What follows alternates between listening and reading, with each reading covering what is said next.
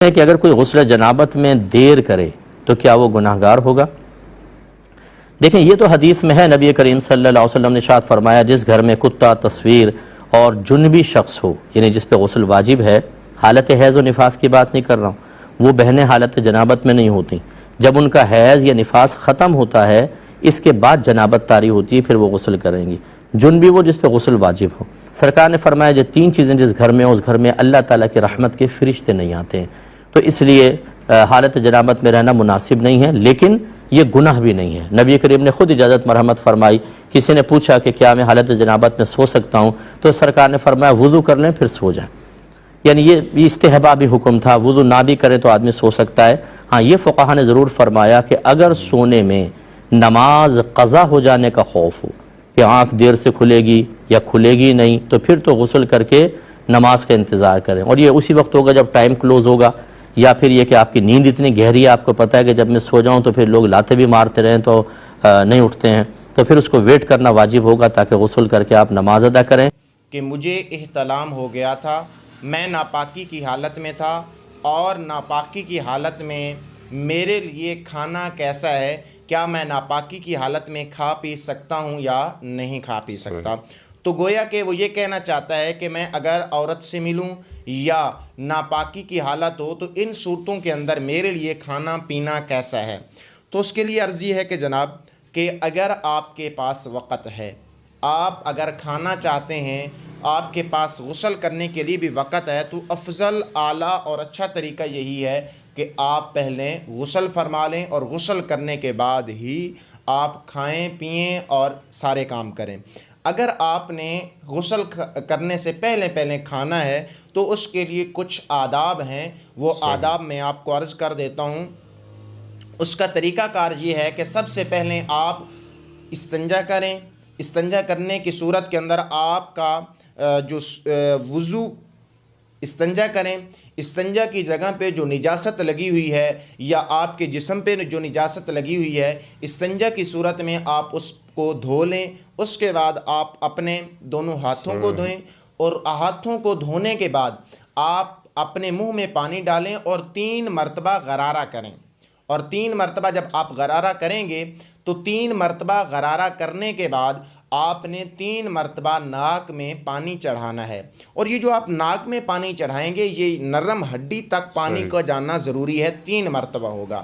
اس کے بعد آپ اپنے منہ کو دھو لیں اور اپنے ہاتھوں کو دھو لیں۔ تو اس صورت کے بعد یہ جو طریقہ کار بتایا گیا ہے، اس طریقہ کار کے بعد آپ کھانا کھا سکتے ہیں، پانی پی سکتے ہیں، اس میں کوئی حرج والی بات نہیں ہے۔ لیکن اگر آپ نے غسل فرما لیا تو آپ کے لیے یہ بہتر اور اچھا ہے۔ اگر آپ کو یہ معلوم نہیں ہے کہ مجھے احتلام آ گیا ہے، آپ کو علم نہیں تھا، صبح ہو گئی اور آپ نے کھانا کھا لیا، یا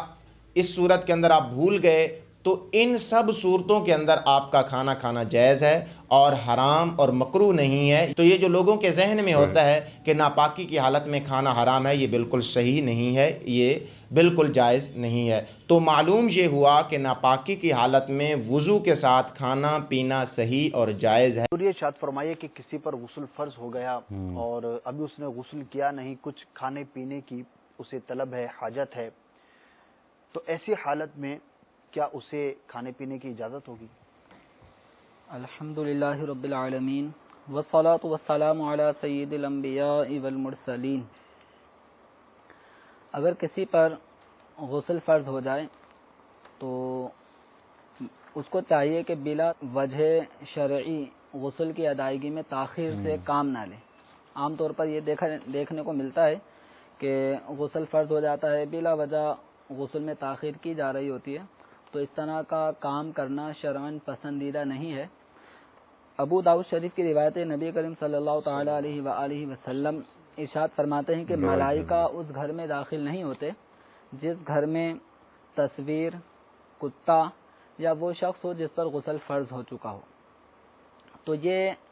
بلا وجہ شرعی تاخیر کرنا مناسب نہیں ہے۔ اب یہ ہے کہ اگر کسی پر غسل فرض ہو چکا ہے، اب اس کو کھانے کی ضرورت پڑ رہی ہے، کھانے کا وقت ہو چکا ہے، تو اب ایسی صورت میں